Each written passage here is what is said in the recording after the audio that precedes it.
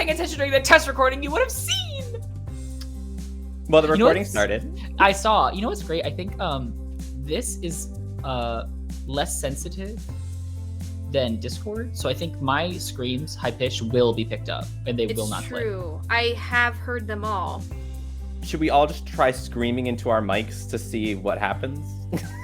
Or is that not good podcast audio? I mean, no. I mean, Jackie, do you want to do it? I want to silence a woman. Don't tell me what to do! Oh my god, here we go already. Did that come through? Did you scream? Yeah, I said don't tell me what to do. It was like not really screaming. It was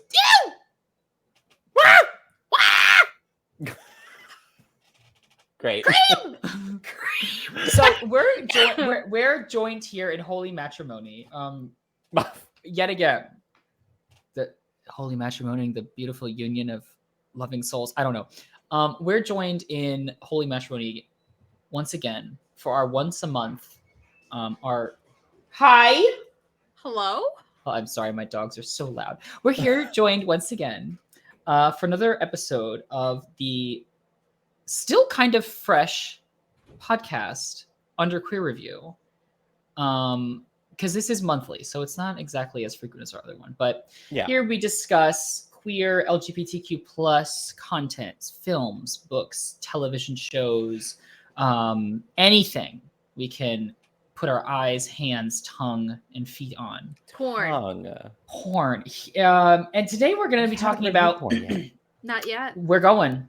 We should do the... wait, sidebar. Can we review the Nair video? Yes. We need a short one. Like a short... An bonus pod. Bonus pod. But we're not doing the Nair video, which, by the way, is a jump scare, and everyone should watch it. We're actually going to review the documentary, Disclosure, originally subtitled Disclosure, Trans Lives on Screen, a 2020 documentary released on Netflix about trans people in media across the spectrum of time. Yes. And this is probably going to be a little bit different from our usual reviews, because usually when we do these queer media reviews, we kind of have like a plot to follow, or like a narrative in which we kind of like review what happens, talk about the characters, talk about plot pacing, etc., etc. So this is our first time doing like a documentary in which maybe we're going to hit on some different topics that we wouldn't normally hit upon. So we'll see how this goes. The plot in this case was history, and sometimes we're rough out there. I mean, plot... It still is. I think we could probably still talk about pacing in some aspects, like how the story was being told as we're, coming across all these different topics and reviewing how trans media is portrayed over the course of history. I think there's a plot. I would agree. Yeah, I would agree there's a plot. And it was So how do we want to start? Well, normally we would start with a general overview of the plot. Since there isn't one, how about we just say very briefly that this documentary includes basically interviews of trans actors, activists, directors, writers, personalities. And basically they are sat down sort of one at a time to talk about either a particular film, particular show, a particular event, or a particular sort of circumstance among, the trans community and how it relates to media and the perception of the trans community. So, for example, and I'm sure we'll get into more of it, but they talk about Orange is the New Black, they talk about Sense8, they talk about Matrix a little bit, they talk about like Oprah interviews, they talk about news interviews where trans people are asked very inappropriate questions at times, and sometimes they're asked very compassionate questions at times. So that's generally what it is, and obviously go watch it if you don't want to be spoiled, because we're going to just talk about it incessantly for the next approximate 45-50 minutes. Yes. And I will say it was very informative. So I would definitely, it's only an hour and 45 minutes. So if anyone has, 2 hours out of their day. Yeah. I did it today right before recording this podcast. I was like, I got to get this done. I was listening to it in my car. That's lovely. The procrastination. It wasn't on. It wasn't like on. My phone was locked. It was just the audio. Oh, yeah. Anyone thinking I'm a bad driver. Pat's a very good driver. Like that cop the other day. What? cop the other day. Did you get pulled over? Let's move on. So disclosure. And I have something to disclose with you. It's between my legs. It's between my legs. No. Oh, so you're inappropriate questions from an interviewer. What's going on down there? Yeah, Whoa. it's very, very inappropriate. So, I think I do. Sorry to interrupt you, Pat, but I do want to put like a disclaimer in front of this conversation that we're gonna have. Yeah, tell me. To say that, of course, two of us are cisgender, gay men talking about this on the podcast. You and Jackie. And Jackie is non-binary, who could be considered trans. So, I mean, this discussion that we're about to have, we are going to be talking about it from a lens that is not necessarily the trans perspective. But we can draw analogies to our own experiences. So I think that's kind of the lens that we're going to be talking about it through. But I also think that just like spreading this information and talking about it is important. So I think that's kind of the view that we should take going into this episode. Yeah, we are not, at least I'm not, I don't think Matt is, an expert in trans issues. We certainly know some from the news and from things that we've read and things that we've seen, but we're not experts. I mean, we're not going to be sort of pontificating about what it's like to be trans, to experience, to have the experience of being trans, or, how a trans person could possibly feel after looking at all of this sort of content. We're just going to say, we watched it. This is how we felt. This is what we found informative. And this is how we can empathize with it. Because at the end of the day, the real problem here is the cis people who watch this and can't empathize with it. So if we can sort of be like, no, you can empathize with this. You can see yourself in these sort of issues and you can grow compassion for this group of people, then that's probably the best thing. Well said. Well said. And you know what? That we do have a usual question in which we talk about like what? What was that? Tell me the usual question, please. I'm begging you. Please plow. Please plow. Please plow. We talk about what the piece of media did well. Yeah. And I think one piece of what this piece did do well is it draws the ability to be compassionate from cisgender people, because yes. I was watching this and I was like, oh my God, like I didn't even know half of these things. And it made me like much more compassionate. I felt like a lot of empathy for what I was seeing on the screen. Even though I may not have experienced that stuff myself, being able to hear from people's experiences was enough to make me feel for them. So I feel like if we had just shown this to like everybody, like maybe people would have a different perspective on the trans experience. Really quick, Matt, can you stand up? I want to see that shirt. I know what shirt that is. It's Undertale. That's lovely. I love that. It's Undertale, which neither of you have played. So I've played a little bit. I've played about 20 minutes of it, so that's rude. Yeah, I played about half an hour. I killed Tyrael. I don't know. Yeah, Tyrael. Oh, Toriel, whatever. Tyrael's from Diablo. Oh yeah. Tyrael. My other favorite series. Oh, shut the fuck up. That's gay. We could do an underqueer review of that. That'd be fun. Anyway. Diablo's gay? No, in my mind, Undertale is gay. Oh. Okay. Is it? Well. Yeah, there's gay characters in it. Yeah, but anyway. Work. Spoiler. And I guess the main character is non-binary. But anyway. True.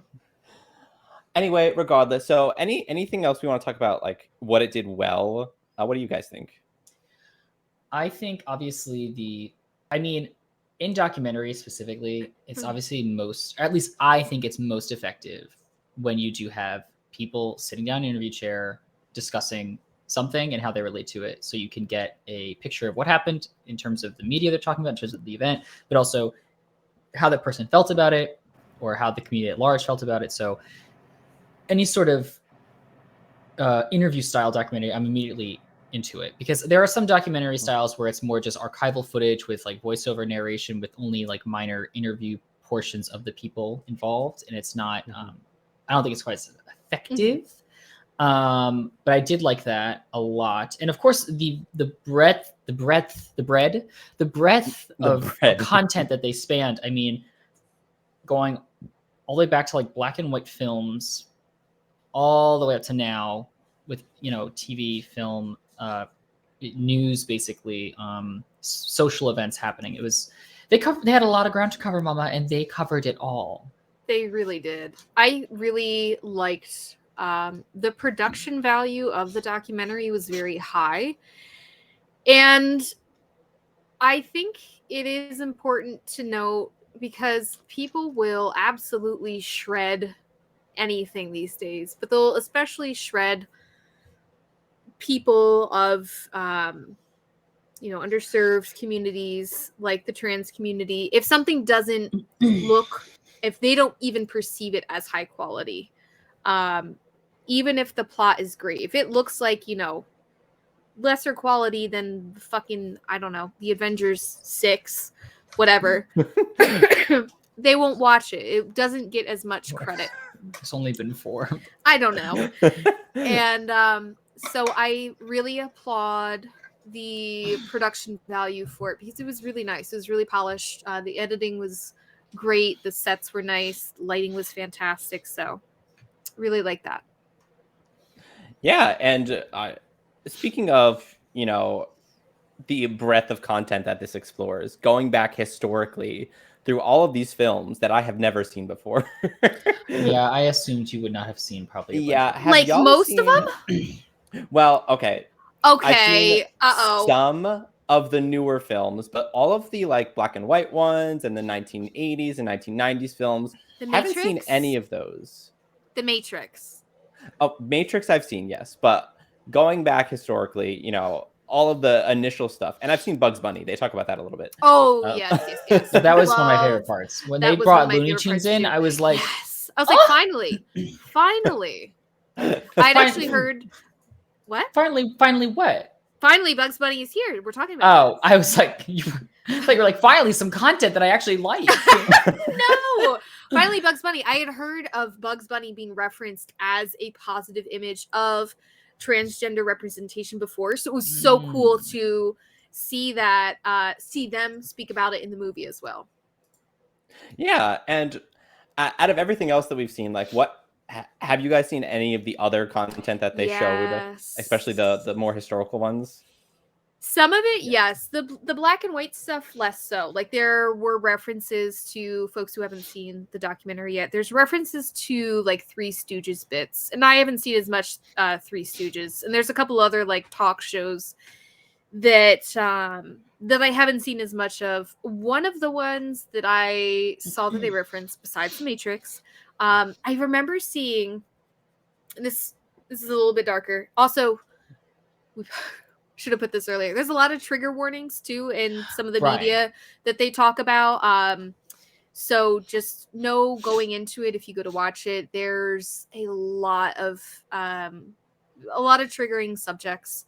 So one of the ones that I saw, I saw parts of it as a kid, which I don't know how that happened. I was too young to see this movie for sure, but Boys Don't Cry. Maybe I was a little bit older. It was like on TV. Oh yeah, I was like, it must have been like on TV, because I for sure wouldn't have watched that right when it came out. Yeah. But I remember seeing that as a kid and having these questions. I couldn't have been that old, but like having these questions, and when I was watching their coverage on it, that was the hardest part, I think, of the documentary for me to watch, was them talking about Boys Don't Cry, because it is so horribly graphic and violent, and ultimately concludes very tragically.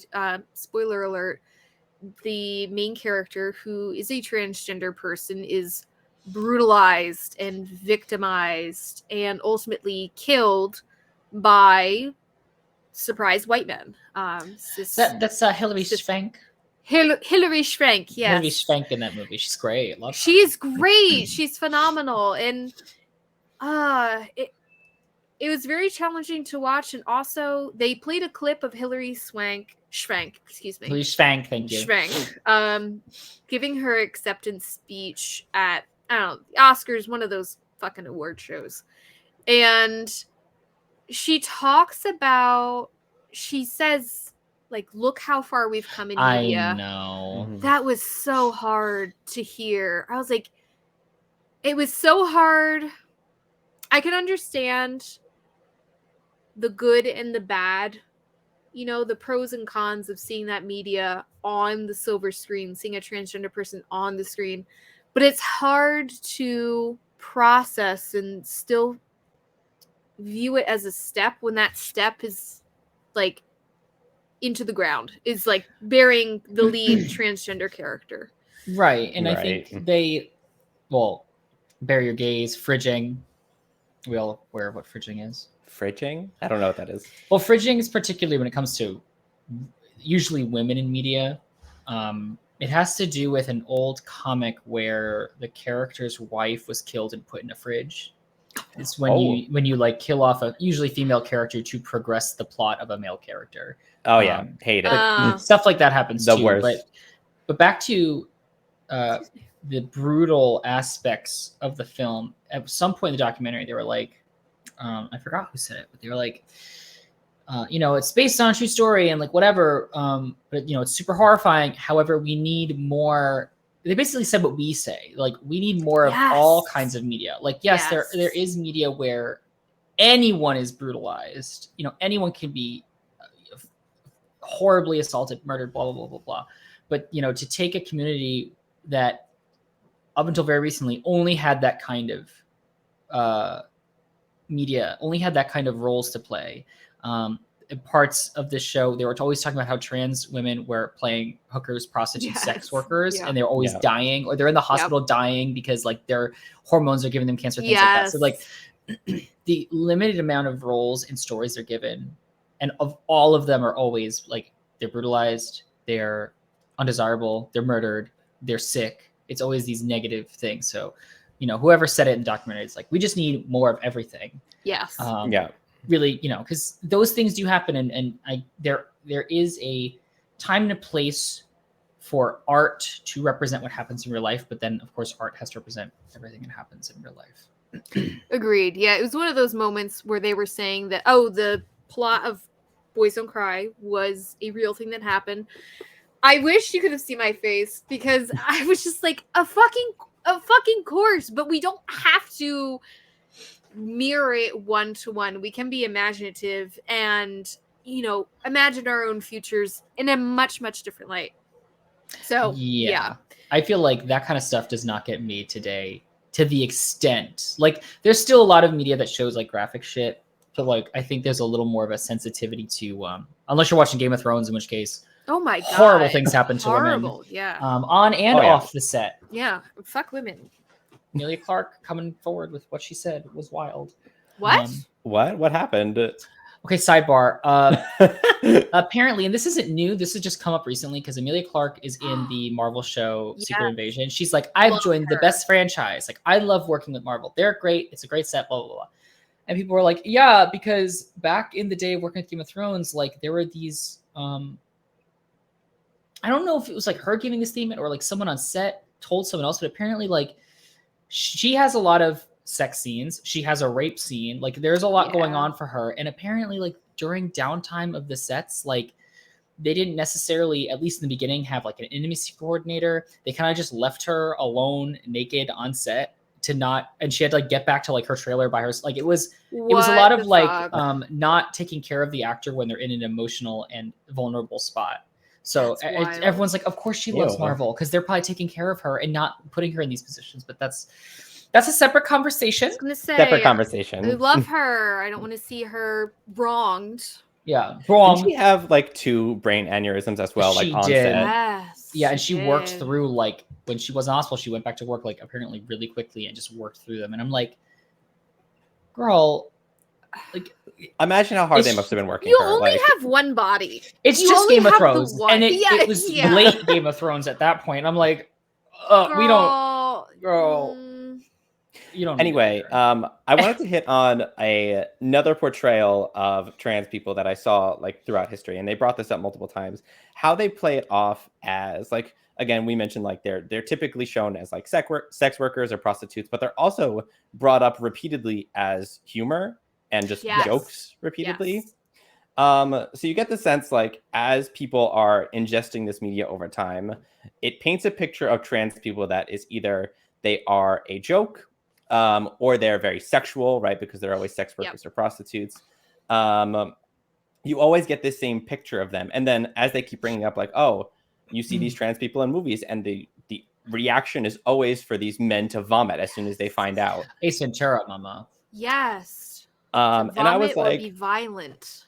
Yeah, and I was like, no wonder like people have such negative perceptions of trans people, especially when this is the original media that they've been consumed. It's gotten a lot better recently, but like just historically speaking, like no wonder that they were painted that way, or that people would see them that way. Yes. Yeah, it's funny, not funny. It's just funny because like people will be like, movies don't really matter. Like, it's just a film. It's just a TV show. But it's like, obviously it does matter because you give someone an idea or a perception of someone so often, so frequently. That's just what they, associate them with. Yeah, they say something to that point really well in the documentary. It's something about like they listed a statistic about how many people actually know of a trans person. Yes. And it's something like it's a really low number.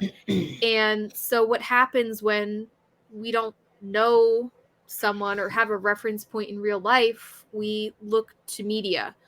And I thought that point was so important because it informs not just the people who are identifying as whatever that is, but the people around them.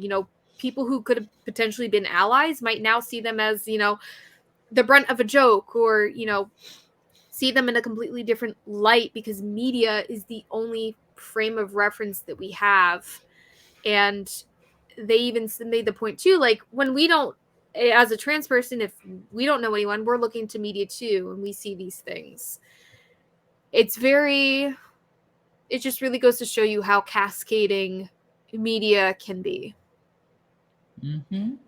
Yeah, and there was actually one that I remember seeing. It was more recent, but they brought up the CSI episode where Yes. the person who was murdered was a trans woman.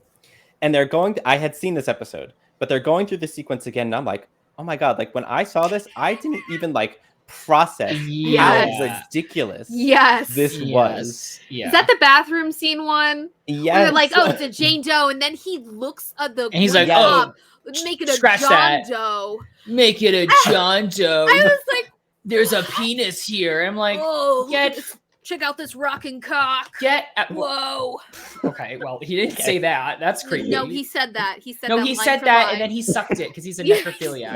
Okay, all right. Everybody calm down. Mung. Calm down. Mung diving, mama. So it's oh God, that is. It was horrifying. Yeah, I remember seeing stuff like that growing up and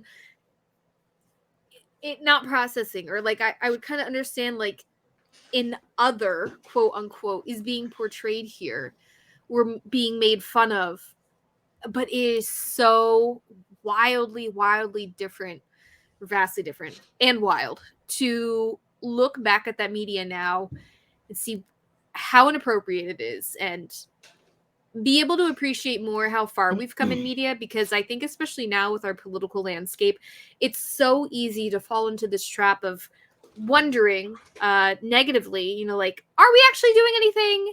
Have we made progress? What are we doing? Where are we going? And seeing that, we're not looking at people's genitalia and being like, it's a real John Doe right there. So if anything, I'm looking at genitalia before I, take a bite. Take a bite. Bite? I just want to add really quick. So I listened to the podcast Race Chaser with Willem and Alaska, the two drag queens. Oh yes, is that cover the RuPaul's Drag Race? They do, yeah. So, nice. Not recently, but Willem. Well, no, they do recently. This particular thing did happen recently. So Willem is a drag queen, but he's also an actor, and he talks about, not recently, but back in the day when he was getting TV roles like CSI and shit like that. He's like, drag queens would often get cast as like hookers and sex workers. Then drag queens would sometimes get cast as trans people. Usually a drag queen is a trans woman, and how, he talks about, I think he did play a trans woman, or like he was up for the role as one, and how like back then he obviously didn't see it as big of an issue because it, I guess the trans movement hadn't got that far, or he, being part of the drag community felt there was enough overlap, something like that. But he also said, yeah, it's like when you go out for those roles, whether you were a drag queen or a trans woman, it was just sex worker, prostitute, dead body number 2, prostitute number 2, prostitute number 3. So it's very interesting that there's that overlap there between both the drag community and the trans community, because some people, especially right now, are conflating them and using drag as sort of a scapegoat to negatively impact trans people, when it's not. None of them should be fucked with. No, I think it's really interesting too. There are a lot of layers. This was kind of just a side thought. There are a lot of layers of disclosure that are really fantastic and enlightening. And one of them that I thought is especially important to note is the erasure of the influence of Black culture on the trans community, and how in a lot of media portrayals it has just been blatant whitewashing. Like even in Boys Don't Cry, they were mentioning, they were like, IRL, oh god, in real life, can't believe I did that. In real life, there was a Black man who was an ally of Brandon, the trans character, who was shot and murdered. That character is completely erased in the media. Yeah. And then they referenced something really interesting. I hadn't even heard of this film. It was like a Stonewall film. Yes, I think it said it was from like 2016 or 2017. It was all white people. Honey, darling, dear. I never saw this, but I remember it being promoted, and I remember everyone online going, this is not even close to what it looked like. And like, they showed the scene where he's walking through the bar, Stonewall, and it's all white, prissy, preppy men. Oh god, sitting down, like a nice cocktail lounge. And I'm like, and then Laverne Cox is like, yeah, it was for like hustlers and streetwalkers. It wasn't for them. Like, no. I don't know what she's like. The history that I know does not corroborate this fantasy. Yeah, it's not for your fucking gingham wearing white men looking to just suck cock on the side. They should have just no. They should have just fucking cast James Corden in it as a gay man. It would have made it even worse. James Corden? Yes. Yeah, they should have cast James Corden as a gay man in Stonewall as the person who threw the first brick. Marsha P. Johnson whitewashed to James Corden. That Mom. That is something.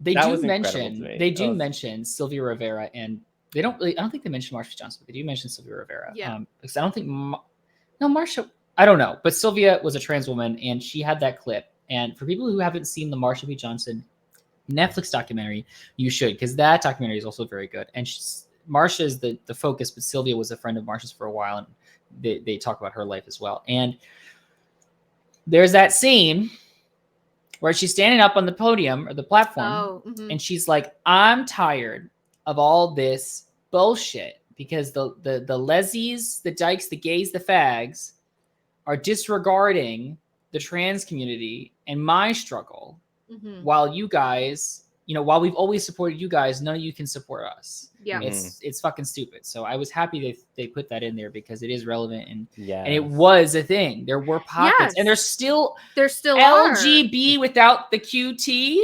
Yeah, LGB without the QT, mama. What the fuck is that? I was really glad that they talked about that, because it is not some. I'm using rainbow intentionally. It's not some like happy-go-lucky, here we are united under the rainbow as we waltz off into the sunset, into the club. Because there are still pockets of people who have similar opinions to what it was historically, where like, no lesbians allowed in this club, or et cetera, et cetera. I was really glad that they talked about that, because it has been erased. I mean, a lot of stuff has been erased from our queer, gay, trans history, and it shouldn't be. We should note that. I want to talk about, I guess this could kind of be our favorite moment question, but like, was there any particular part of the documentary that resonated with you in particular? I had one part that I was like, wow, that hits. But what do y'all have? You do yours. I think I have to percolate on mine. Let's get it percolated while you're waiting. So Wow. Now let me find her name real quick. Jen Richards. There's a part where Jen Richards is having like a monologue, and she's talking about these experiences that she's had, and she's like, "Oh, my mom basically said like I'll never call you by your new name," and she was like, that's just something that I had to accept. And she keeps going through all these other instances of her life where she's like, "Oh yeah, these people don't want to talk to me anymore, and that's just something I had to accept." And then she gets to this part where she's like, "Well, I see these other people, someone else being very accepting of, a different trans individual." And she's like, "I had never thought that was possible, that someone else could display that kind of empathy and display that kind of, I don't really know how to put it." She put it so well when she was talking about it. But eventually she was like, "I couldn't feel that because I hadn't like accepted myself yet, and like I hadn't found love for myself. And how could I like feel acceptance from other people if I hadn't accepted myself yet?" And she's going on this whole monologue. I just thought it was very powerful, and I kind of teared up when she was talking about it because she was tearing up when she was talking about it too. I cried. I love that. Did you cry, Jackie? I didn't cry during the film, but Matt saying that reminded me, what does RuPaul always say? How the hell are you gonna love somebody else if you can't even love yourself? Yeah, how the hell are you gonna love somebody else if you can't love yourself? Wait, yeah. Yeah, how the hell are you gonna love somebody else if you can't love yourself? Now, I got an amen in here. Amen. I don't like the amen part, but I know. Yeah, no, it's so important because it's hard when, again, the importance of media, when we see ourselves, all these reflections of ourselves marginalized and hated and brutalized and othered. It's so easy to internalize that back to ourselves and not even allow ourselves to imagine a future or what something else looks like. Yeah, and I think, I don't know, this part also resonated with me a little bit because, when you're again, you can draw analogies between different experiences here, but when you're coming out as queer, trans, etc., and you're thinking about what your future is going to look like, and if you haven't fully accepted yourself and are happy with yourself, then the future can seem bleak. You're like, "Oh, I'm going to have to deal with all these difficulties. I'm always going to have these problems. Like, it's just going to be so difficult." But then when you finally when you find joy within yourself, then that's when, that future can appear a little bit brighter. And I thought that was a very powerful message. Yeah, that's extremely powerful to recognize your own uniqueness and your own, what you bring to the table. Very important. Have you percolated, Jackie? I think I'm still reflecting. Why don't you go ahead? Well, I love the Bugs Bunny thing, obviously, because I love Looney Tunes. I mean, Bugs Bunny and Daffy Duck are just so fucking good. But so fucking funny. I mean, whenever Alexandra Billings was on it, I was excited because for the longest time, I did not know Alexandra Billings was trans. I thought she just was a good actress, so I was just into it. So, and unfortunately, she hasn't had like as many roles as I think she should have. But she's been in a lot of shows that I have watched. And I'm like, oh, I recognize her. Oh, right. She's the same one from, yeah, great. Yeah. So like she was talking about, of course, being on Grey's Anatomy and having, cancer or something. Of course, she's got cancer when she's dying. But then I remember seeing her in later things like How to Go with Murder and Never Have I Ever, where she's just, a and How to Go with Murder, it's like a lawyer drama, so there was like a lot of like criminal aspects going on, so it was heightened in that way, but she was just a character. Her transness was somewhat important to the plot, and then in Never Have I Ever, her transness was not important to the plot whatsoever. She was just, I think, like a counselor or something, and she was in it for, I love that, for not very long, but she was in it, and I just love seeing her out. She's just this just statuesque person that I would want to step on me. Oh. I think she was also in. She was in something else, but I can't remember it. But yeah, I would love her to step on me. So every time she was on screen, I was just like, well, I'm in it. I'm love in that it, for you. mama. Okay. Yeah. Work. I have a separate question that I just thought of. Unless, Jackie, you have percolated on your favorite part. Let's get it percolated while you're waiting. So just I think my favorite part, I don't know if I have a specific moment. I think I'm still reflecting on my experience watching this documentary, and I think I have a lot more processing to do. But I think it was really impactful for me as a non-binary person and not trans, TBD there, seeing so many people who felt like me. It felt similar to me. Like there was so much about the way that they talked about being perceived that I was like, oh, yeah, that is what it feels like when, you know, there was one moment when they referenced the L word. And it was kind of a problematic depiction of a trans masculine character. Yeah. Who was going through testosterone. And the depiction is completely unrealistic. But someone was asking that character, like, why are you going through with this? Like, why do you want to do this? And essentially, like, why do you want to go through this? In my mind, I related to this challenging thing of just kind of living and existing and validating yourself. And the character, Max, I don't know, responds something like, because I want the outside of me to match how I feel on the inside. And I thought that resonates a lot with what I feel in general as a queer person. There's not always a correlation. So it was really incredible to see that quote and have that kind of backdrop against all of these members of the trans community. It really was very powerful for me to experience and see and just have them fucking be themselves. Really great. What? As I said, have them fucking. I was like, have them fucking. They did reference, and this is relevant. They did reference when they talk about Pose, how there was a sex scene, and one of the commenters goes, it was like the most like vanilla sex between a trans person and with a trans person. They were like, it was so refreshing to see, like, just they were just having sex. It wasn't like this whole wild, like, like, oh, you've got that down there. Oh no, what am I gonna do? The man just vomits, you know. Like with that one, they were referencing, I think, Victor Victoria, whatever. When he, you know, was sitting on the bed and the guy takes off the woman takes off her clothes, reveals the penis, and the man like runs away. Yes. Like it's not like that. It's like, oh, in Pose, it was like these two characters are here. One of them, I believe, is trans. The other one is cis, and then they're just going to Pound Town the way God intended. The way God intended. Yeah. Do you go to Pound Town? Do you go to Pound Town in the God-fearing way? I biblically, yes. Biblically. I biblically go to Pound Town. Yeah. It's called Sodom and Gomorrah. Gomorrah?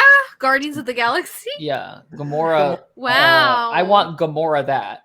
Sodomy. I would let her. I want Gomorrah sodomy. Oh, Gomorrah sodomy. I'll workshop that bit. Don't worry. Great. Now, is that like you want Gomorrah inside of you? Is that what? No, like the word more. Like I want more sodomy. I want Gomorrah sodomy. Because it sounds like you want Gomorrah inside of you. You know, I'm getting that too. I'm getting notes of that, and I would allow it, but she would have to wear the Infinity Gauntlet, and she just have to ram it, and then snap the finger inside. Clap. I can't. Isn't it? Oh, all right. Let's get back to the topic at hand, please. Yes. I just had one thing I wanted to talk about real quick and reflect on before we go off.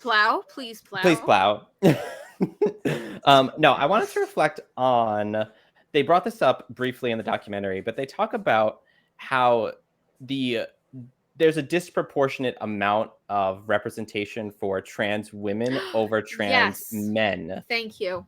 Historically, across media. And most of that time is because you can get more of a reaction, I would say, from depicting a trans woman on screen as opposed to depicting a trans man on screen. And I was reflecting on that a little bit, and I'm like, well, of course, like when people are trying to get a reaction out of the audience by like, oh my God, it's a woman with a penis. That is always, not always, because I think we're getting better as a society, but historically speaking, there's always a level of like men being feminine or men being portrayed as women that is always villainized. And it's always been across history that way. And I just think that this disproportionate like statistic that we've been seeing is such a representation of that. I just think it's so weird that men being feminine or trans women, it has just historically been villainized all the time in media. Like it's always like these men trying to trick you into having sex with them, etc. Villainized. Sorry, go ahead. No, you go ahead. I was gonna say like villainized and what do you call it? What do you call it when you take away someone's masculinity? Emasculating. Thank you. Yeah. They touch on that too, like how men expressing, feminine things is just, like that is the epitome of emasculization. And they played this one clip. I don't know what it was from. I forget it, but it was like Jamie Foxx and this other black actor. And they were yes. He puts on a dress. Michaels? Maybe. He puts on a dress and he's like, wait a minute, what happened to it? And he's like reaching for his crotch. And he's like patting it down. And he pulls up the dress to look down at his groin. And it is Ken doll. It is completely Ken doll.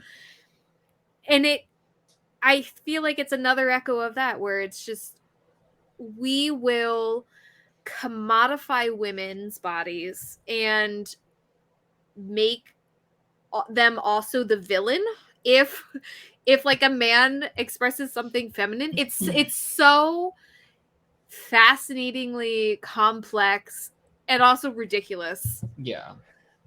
It's just like, the funniest thing you can do, not to me, but like the funniest thing you can do is when you put a man in a dress. Like that's the joke. That's always the joke. Yeah. The moment you put the man in makeup, especially like I was thinking about the movie White Chicks too. Oh my God. Because the whole point of that movie, and I love that movie. Honestly. I love that I still movie. think it's funny. I think it holds up to a degree. Yeah, to a degree. But like the whole point of that movie being funny is that you're taking these black men and putting them into the persona of white woman, and that's what makes it funny. And again, I think the movie's hilarious. But it's just like, you keep reflecting on these things and it's like, why is it always funny to put a man in a dress or have a man be feminine? And it's like, well, that's just the way our society is. And I think, we can move on from that eventually. But I just think it's interesting to like reflect on that.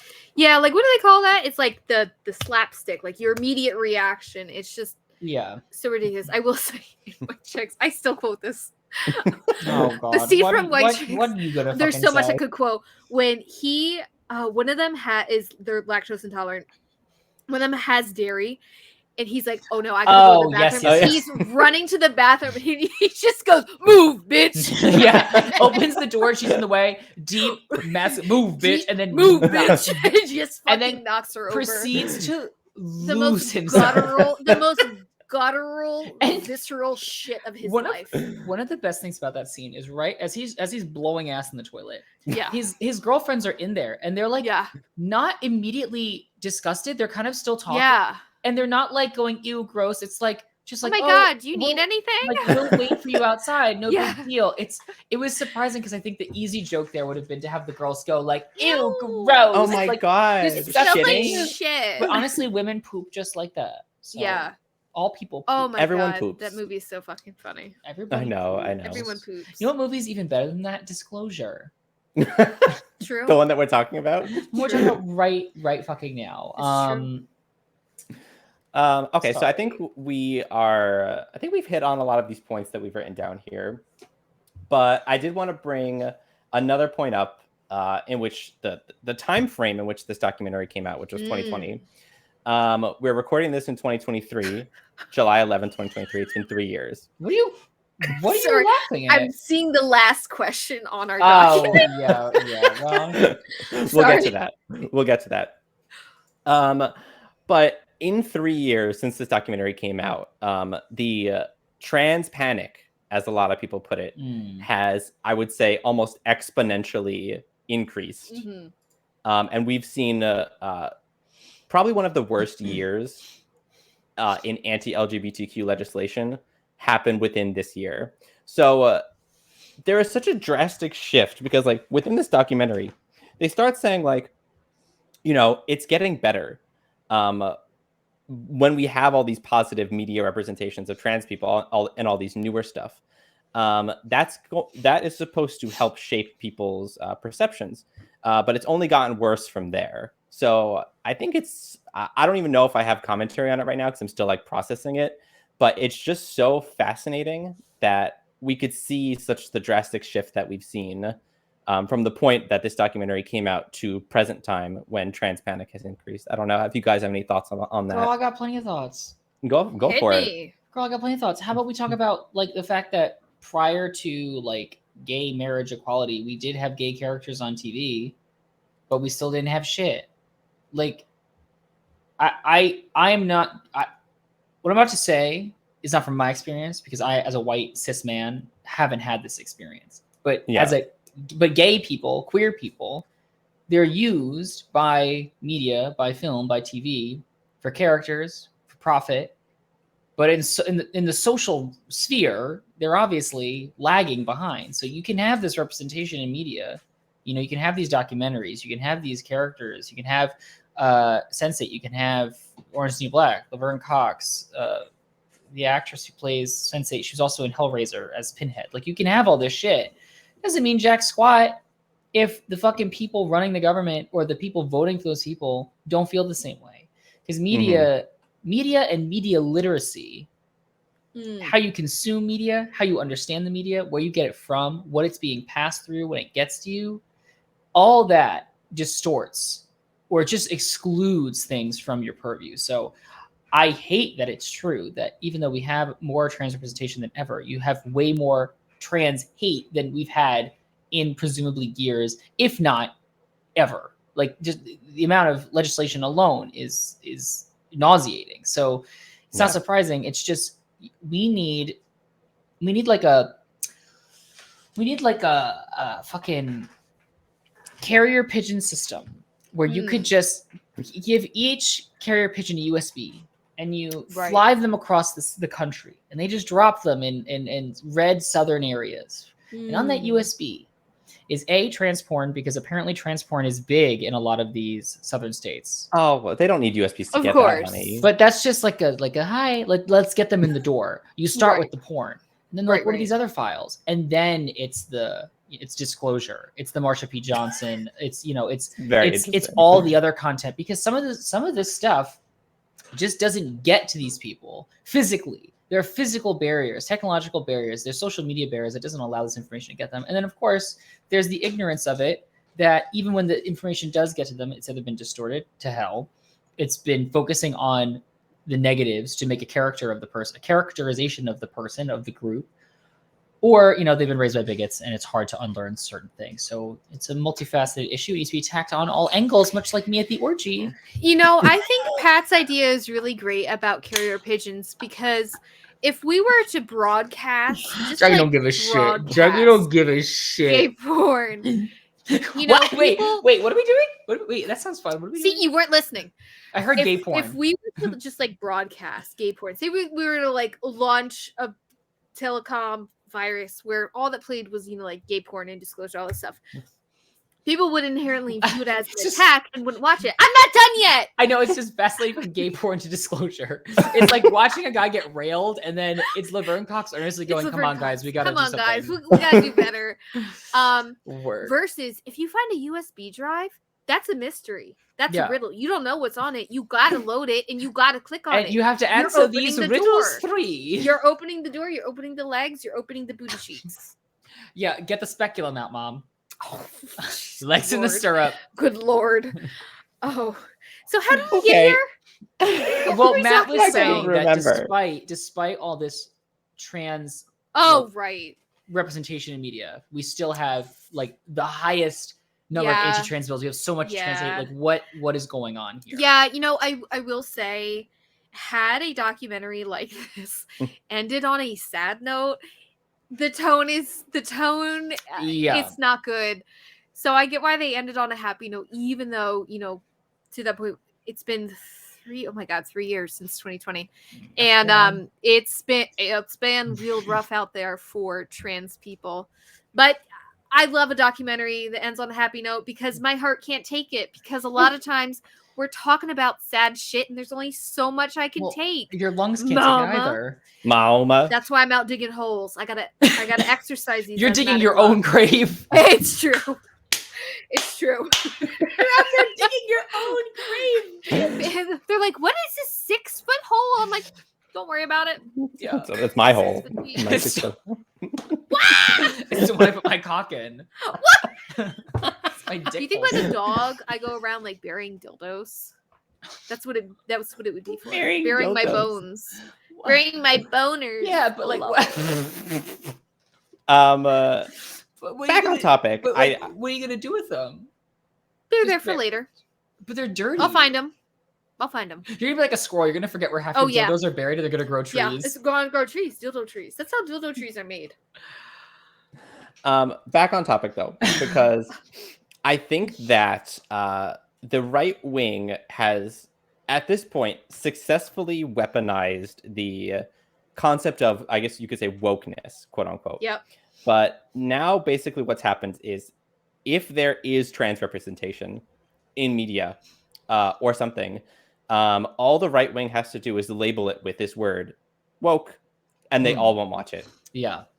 So even though trans representation now exists in a greater capacity than it ever has, the people who may benefit from that representation, besides obviously us and trans people seeing themselves on the screen, but people who would perhaps become better people by watching that kind of media, now will just boycott it just because, the people that they listen to all say this is woke, so there's no reason to watch this. And don't give money to big woke, big pharma, big woke. Just don't give money to them. Big woke. Woke Tina Aguilera. I want that on a T-shirt. I want big pharma, big woke on a T-shirt. I'd love it. I also want a Mawa hat. Make America woke again. Make America woke. Mauma. Anyway, I just think that it's going to be a tough couple of years, I think. It is. I agree with that. I think it's going to be pretty rough out there. But, we've successfully beaten back this type of rhetoric before. We have. I mean, the clubs aren't being busted by police and we're not being dragged out. So it's something. Yeah, as long as our places of fun aren't being raided, it's something. Jokes aside, I mean, bars pretty low. I mean, look, I can go into a club and get accosted by any man or a person. It's probably gonna be me. Well, that I would like. That I walk into the club and I'm going like, oh, look at this fresh piece of meat.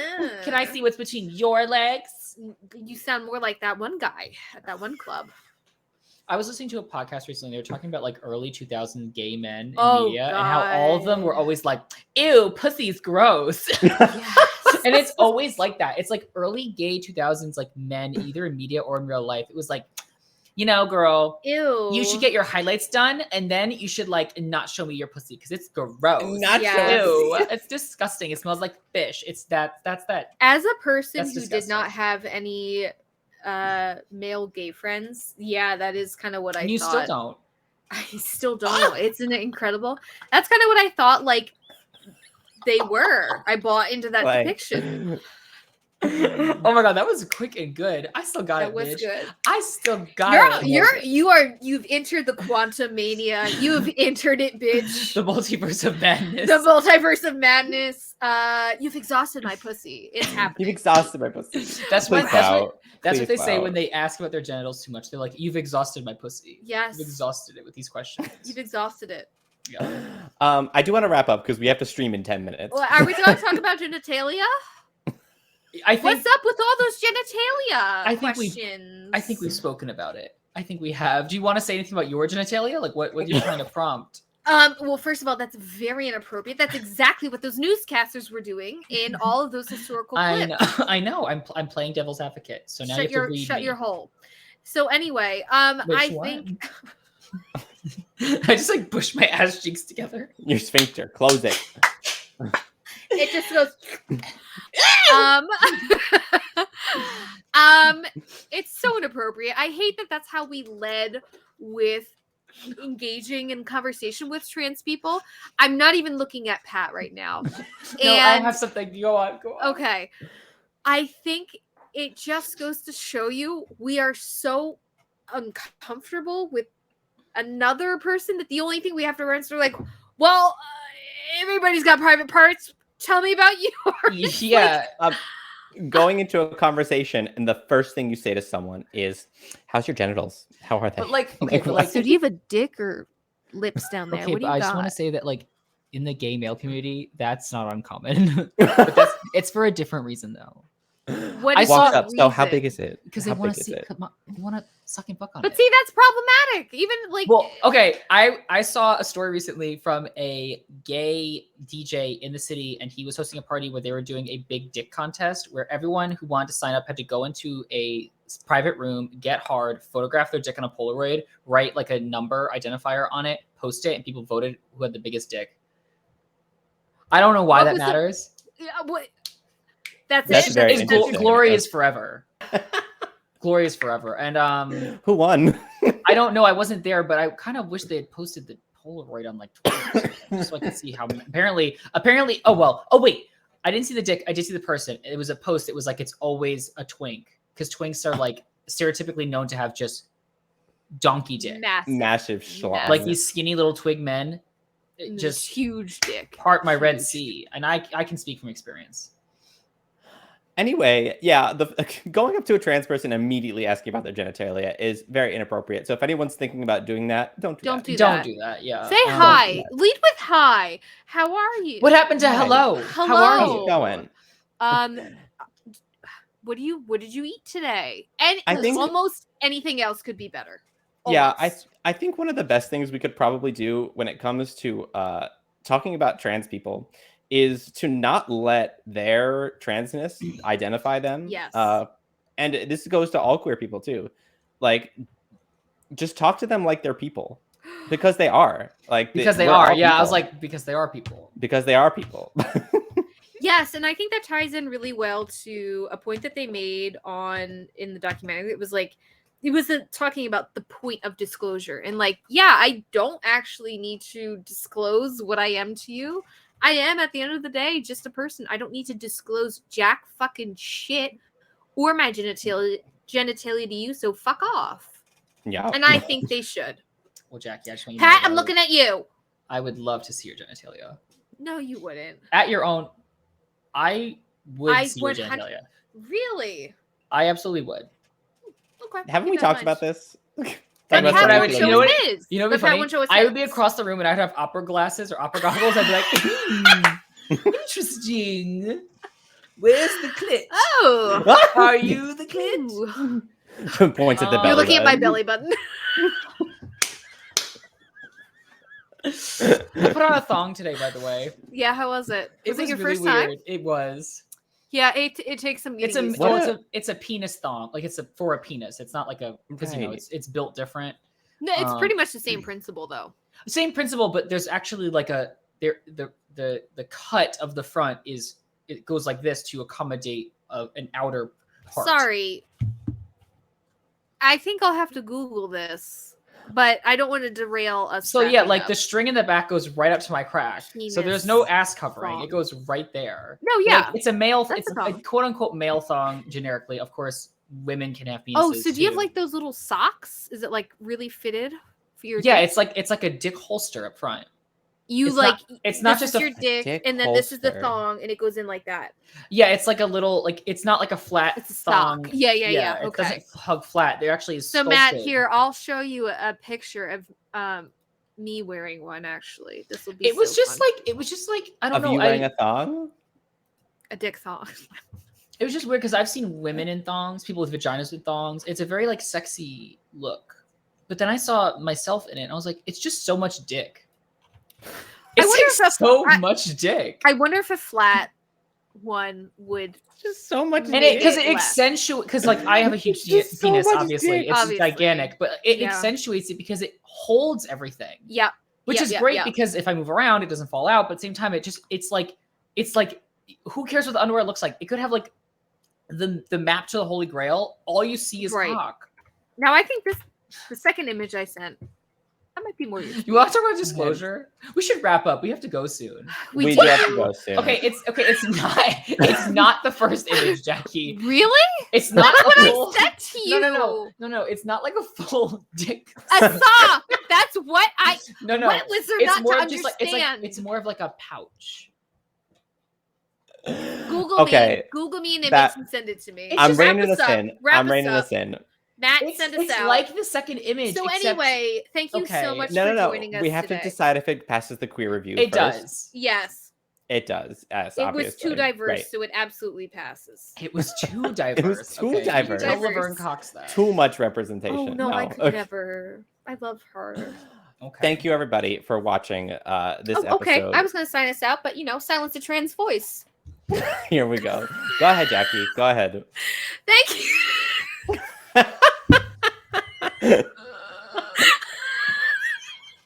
So you hate trans women. Okay, so you hate trans women. Thank you so much for joining us on this wild ride of us reviewing Disclosure. It is an incredible piece of media, and it is, while very challenging at times, is so important for us to reflect both as a community and with our allies on where we've been and where we're going, and we can only hope that it gets better from here. You can join us next month for the next entry on the Underqueer Review saga, and stay tuned for updates on all social media platforms for maybe hints, or maybe we just full out say and forget during stream what it is we'll be reviewing, because sometimes that happens. Well, do you want to give I've never done it. What are we doing? I don't know if we know what we're doing. I don't think we know what we. How about you decide right now? Okay, I'll decide. So anyway, in addition to, I'm not going to decide right now. In addition to Underqueer Review, Matt and Pat also host a podcast that comes out bi-weekly called What Do the Gays Think Podcast, available on all wonderful podcasting platforms. And we also stream on Twitch at Pride Empire on Tuesdays and Thursdays at 8:30 p.m. Eastern time, usually. 3 minutes. Am I missing any other? 3 minutes from now. I'm setting up the street plan. Oh, thank you. Thank you, everybody. And I am Matt Klubik. I couldn't think of a fun nickname for myself right now. And I'm Girl Bugs Bunny. And I'm sending gay porn to everyone. Gay porn via carrier pigeon. And a carrier pigeon. Yeah. On a USB drive. Yeah. Great. Yeah. Oh my God, Matt, none of your internet didn't lag at all. Wow. I didn't stop the recording. Bye. Bye.